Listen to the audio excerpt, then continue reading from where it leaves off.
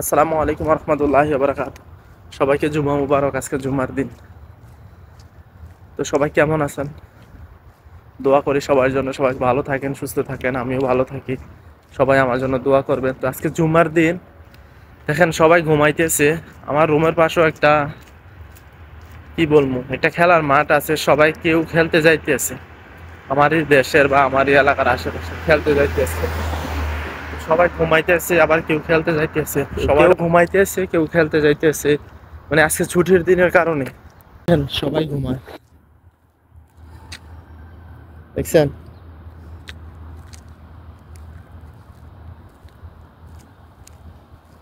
আমাদের coffee shop, coffee লাইনে যারা কাজ করে তাদের বন্ধ থাকে না, কারণ তারা সবসময় ডিউটি করতে হয়।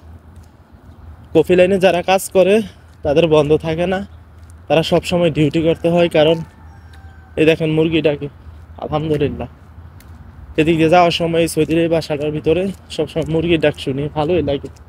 আর এই গাছগুলাতে সবসময় পাখি টাকি থাকে। এই দেখেন পাখিটা ডাকতেছে।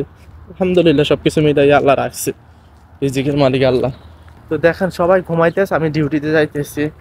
তো এই কফি শপে যারা কাজ করে, কফি শপ, হোটেল লাইন, মানে ইত্যাদি, সুপার শপ, এসব লাইন বাদ দিয়ে যারা হোটেল লাইনে, কফি শপে, এসব লাইনে কাজ করে, তাদের সব সময় দোকান খোলা থাকে। ওরা 24 ঘন্টা, ঈদের দিনও ডিউটি। যেমন আমরা ঈদের দিনও ডিউটি করেছি, কিছু করার নাই। কারণ সৌদি আরবে কফি শপ, হোটেল লাইন, এসব যত কিছু আছে সবগুলাতে আপনার 24 ঘন্টা দোকান খোলাই থাকবে। এই যে এখন আমরা দুইজন যাবো, আরো দুইজন আসবো।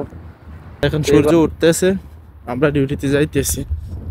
এই শুক্রবার, এই বন্ধের দিন, যারা মনে করেন যে কোম্পানিতে কাজ করে, তারা দেখেন এই যে সৌদির বাড়ির সামনে যে সবসময় গাড়িগুলো রাখে, সৌদির বাসার সামনে যে সবসময় গাড়িগুলো রাখে, এবং বাসা এবং ইত্যাদি নানান রকম জিনিস, ওরা এগুলা কন্ট্রাক্ট নিয়ে আনে 1 মাসে।